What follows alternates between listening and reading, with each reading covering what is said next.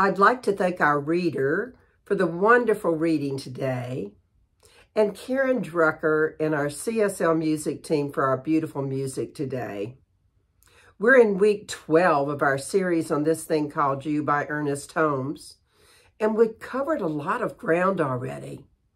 Last week, I talked about being a part of a spiritual coral reef of life, anchoring to it so that we are grounded in our aliveness and our awakeness and our awareness of spirit.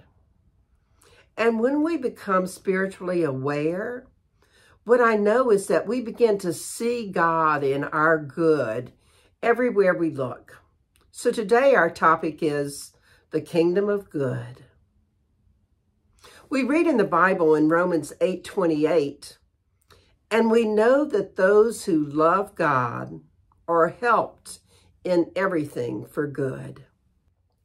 And so keeping that in mind, our question for this week is this: what is the one choice you can make today to see your kingdom of good in all that you have, in all that you do, and in all that you are, and all you have come here to be?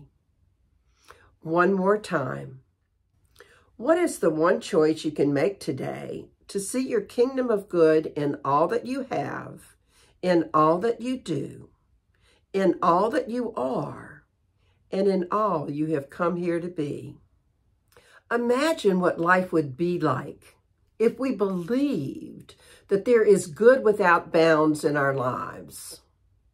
Ernest Holmes in Religious Science stated it this way: we must instill into the mind the fundamental proposition that good is without bounds. Only good and loving kindness shall follow me all the days of my life, like it says in Psalm 23:6. If you believed only good followed you, do you think you might look at a few things differently? Do you think that you might look for the lessons to be learned in those areas of your life that might otherwise seem at the moment to be bad? What would it mean if we recognize that good is in all we have, that God is in everything, no matter how limited our view of it might seem? What would it mean if we truly believed, as Karen sang, in this and every moment, all is well? And there truly is no spot where God is not. Believing this would certainly have us looking differently at what we label as our problems. Do you agree? I think everyone has experienced a time in their life when something that they labeled bad happened, maybe felt like it at the time was a disaster, and then it actually turned out to be a blessing in disguise. I know for myself, when my dean at the University of Portland told me that I didn't fit into the faculty, mainly because I spoke up at a faculty meeting, I was very distressed. I went home very upset, and I found a new job with better benefits and a much higher salary, which truly supported me as a single parent. And later, when I was self-employed, one of my contract employers who I was relying upon for my real income at the time said they were letting all their contractors go. They offered me a full-time job, but I didn't want to be an employee. And I was a bit nervous. And I have to say, I was smart enough to just let go, let God, and I received another job offer the same day. Prayer works. I love that Holmes says in This Thing Called You this week, the barriers between you and your greater good are not barriers in themselves. They are things of thought. It is because of this that all things are possible to faith. Jesus summed up the whole proposition when he said, "It is done unto you as you believe." I do think sometimes our thoughts send us down a rabbit hole of woe is me. And we forget that we can see things differently. Lesson 80 in the Course in Miracles is, let me recognize my problem has been solved. And in the lesson, it reminds us that we are entitled to peace, which we can obtain by reminding ourselves that our problems are solved. If we believe in our good, we know that the answer to any problem is already available. It seems quite frequently that God sends me lessons about the talk title, maybe so that I can embrace it and embrace the concept more. This week was no different.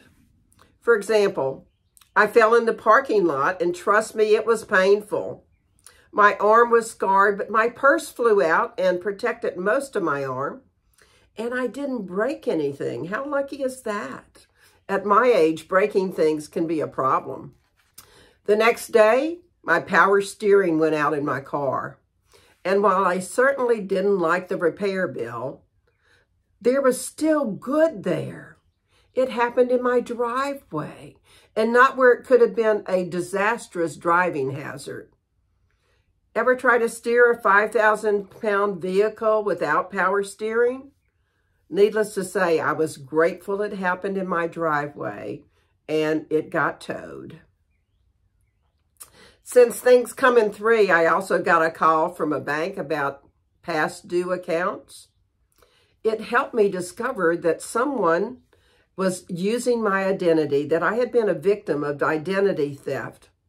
And I realized how fortunate it was that they called me to tell me I was 2 months past due on something so that I could notify the credit bureaus.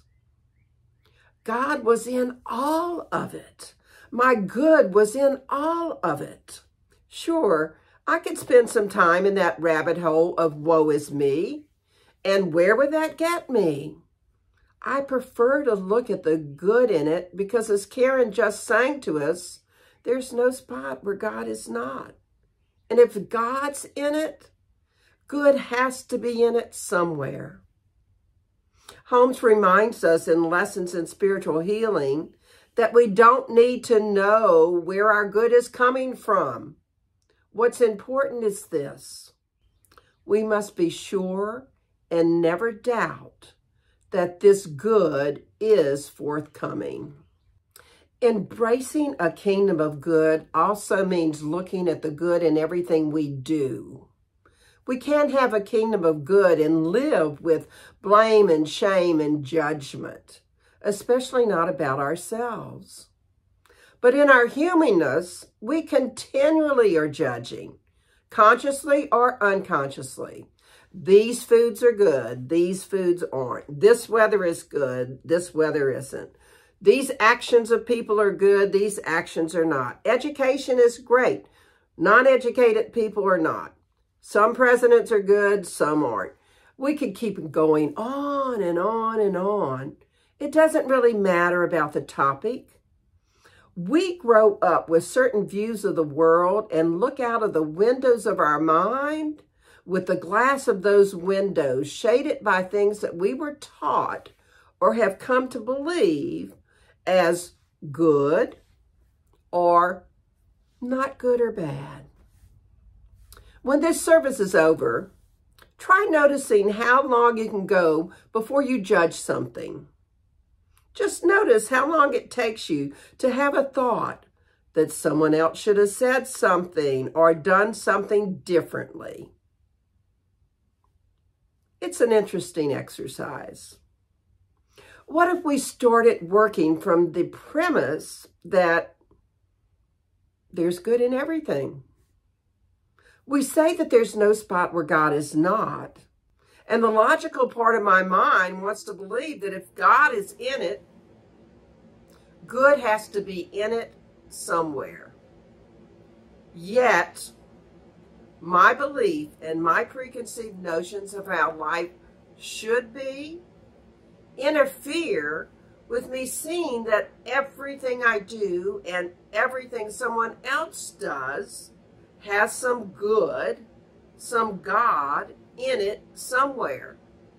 And yes, I said everything. Okay, I'm going to stop here and say this is the hard part. I know I get angry sometimes. Is that good? I know that people kill and rape and there's war and trafficking of young children. Where's the good in that? That's a great question. And I'm not sure that I have the answer. I do know that many people say some bad childhood experience or some bad experience in their adult life has actually made them a better person. Look at Oprah, for example. But for now, I offer this quote for you to ponder. It's from chapter 12, our reading this week in This Thing Called You. Divine guidance, like the presence of God, is where you are, at the center of your being.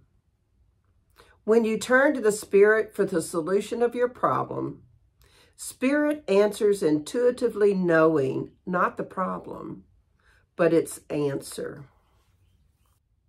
The answer to all those questions, and where God is in some of those things that we just talked about, lies in us believing that we are separate from our good, that we are separate from that one life. So let's be more in tune with our oneness.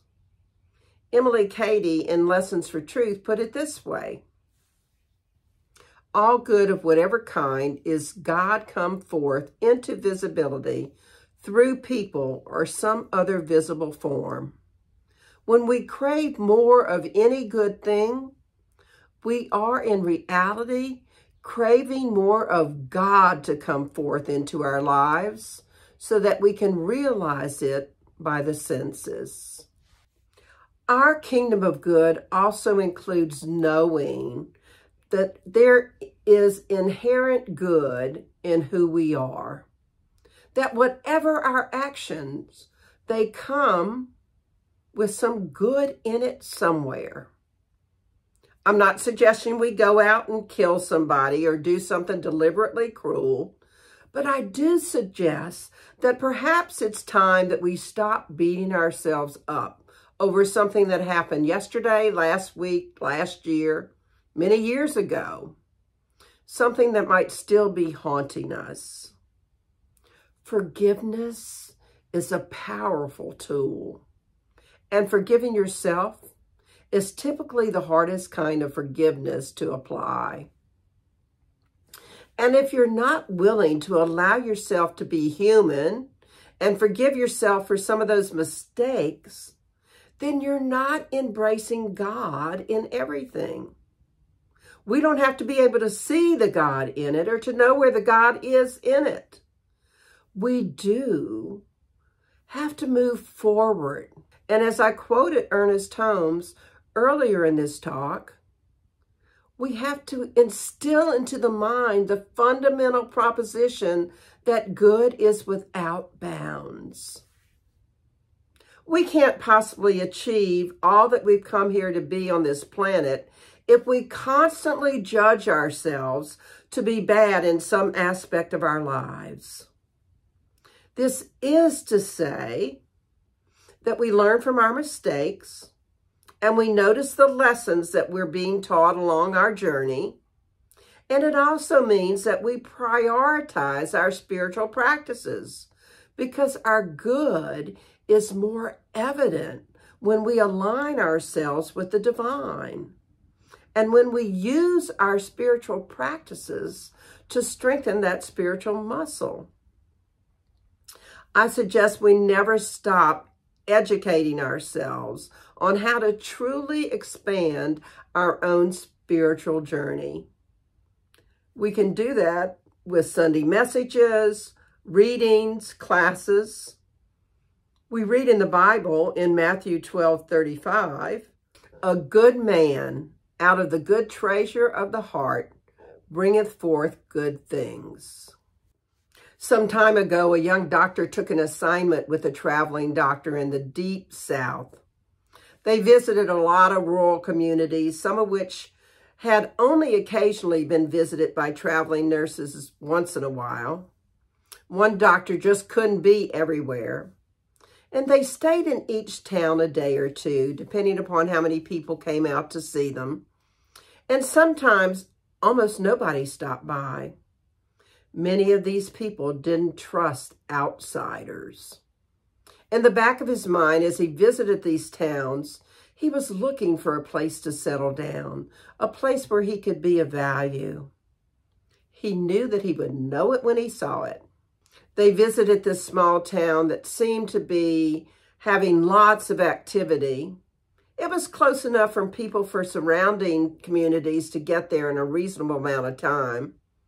And it was one of those close-knit little towns. Everyone knew everybody, and since the families had been there for generations, there seemed to be a comfort in the way things were and had always been. It was clear that the elders, the grandparents, the great-grandparents were respected and appreciated for their wisdom and their experience. There was something about this place that seemed to call him. Maybe this is where he should make his home. There was a clinic there, but there hadn't been a doctor there in years. So when he announced to the town that he'd be staying, everyone was thrilled. Their own full-time doctor. And they all wanted an appointment, some just for checkups, others had truly pressing medical needs. He spent the first couple of months during every waking hour thinking about what needed to be done. And he was developing an appreciation for the folks in this tiny community. They were all good. And when things began to settle down, he started going through the clinic's medical records, matching some faces to names and files, and realized he had seen almost everyone in town except Maxine, who, according to her file, was 99 years old.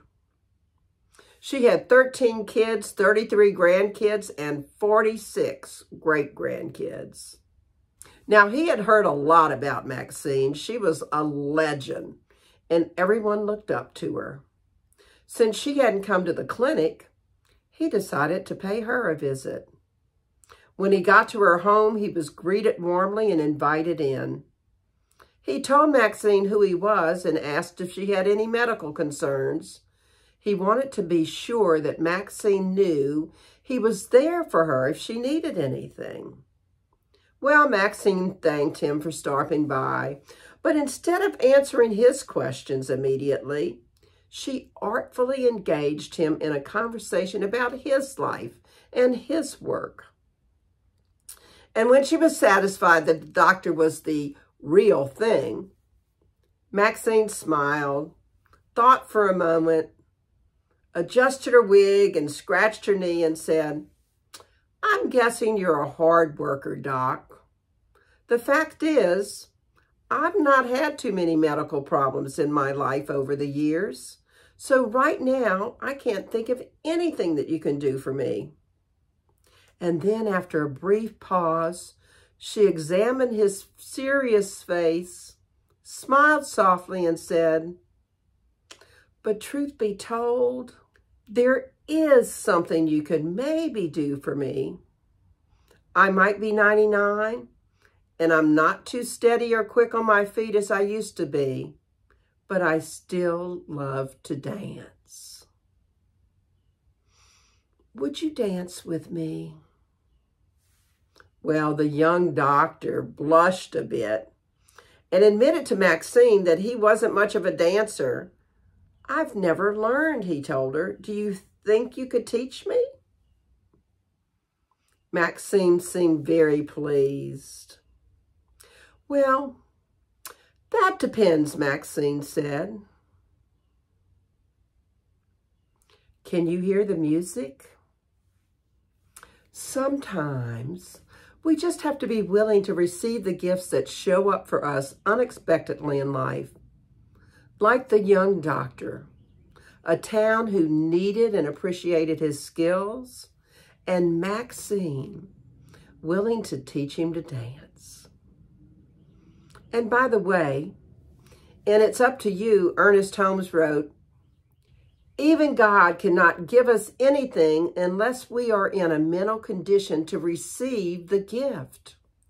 So we have to be willing to receive our good, perhaps even find it in what might appear to be an adversity.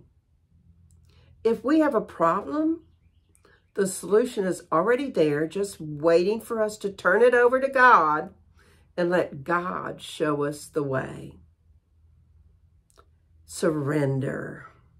And sometimes surrender can be very difficult. I'd like to end with these words of Ernest Holmes in 10 ideas that make a difference, because I think they sum up our message today. Living really should be without struggle and also with enthusiasm. Man exists that life may operate through him and express itself in him. We should think of the divine presence as infinite joy, beauty, and wisdom, and have gratitude for it.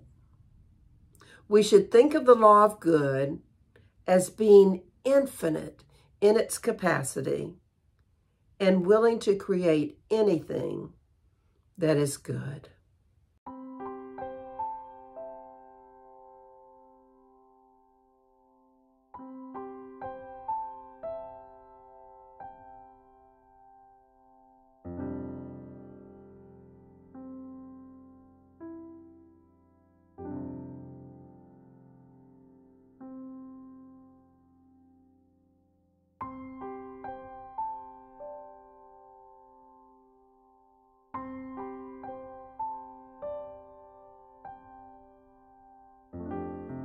So in summary, how might you remember to live in your kingdom of good? I suggest that you remind yourself there's good in all we have. Don't spend time in the woe is me. God's in it somewhere. And never doubt that your good is forthcoming. There is good in all that we do. Tune into Spirit for solutions and know that everything you do or that someone else does has good in it somewhere. Stay tuned to the oneness, not the separation, and let go of judging. There's good in all we are. So don't hold grievances. Readily forgive yourself and others, and be willing to receive all the gifts of good that God sends.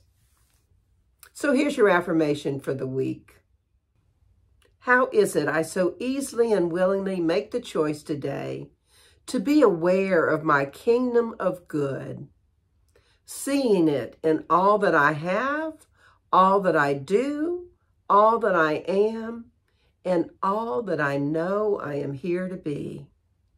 Challenge yourself to live this week in your kingdom of good, to see good without bounds, not only in your life, but to be aware that good is in all that you have, all that you do, all that you are, and all that everything and everyone else is. Observe yourself and others, and notice when you're limiting your own good. Be willing to receive all the gifts that the divine is bestowing on you. Check in a couple times a day just to see how you're doing, and remind yourself there is no spot where God is not. So all must be well in the world. Let's pray. Just taking a deep, nourishing breath and recognizing the divine that is good and freedom and love and light and joy, safety, peace, whatever it is that you're seeking. And know that in your oneness with that life that is the divine life, that all of those characteristics, all of that is right within you. And what I know to be the truth is that our good is showing up for this week, that we are open to all things having good in them somewhere. That we are noticing even the things that we might label as something other than good, that there is a good element to it. So we just try to flip our thinking a little bit and see it in a different light. So I'm knowing that as we move through our weeks, that we're seeing our good, we're embracing our good, and that the divine is right where we are, showing it to us. So it's with great gratitude for this community, for all the good in my life, that I release these words into the law of mind, spirit, and action, knowing the truth, that the yes is always said, it's already done. So we can just affirm it, call it good, know that it's done. So I say amen, and we affirm it together. And so it is. I want to thank everyone for all the good that the community sees every week as you send in your donations, and for all the good that's happening in the lives of our community. I appreciate all of your support. Enjoy our offertory song.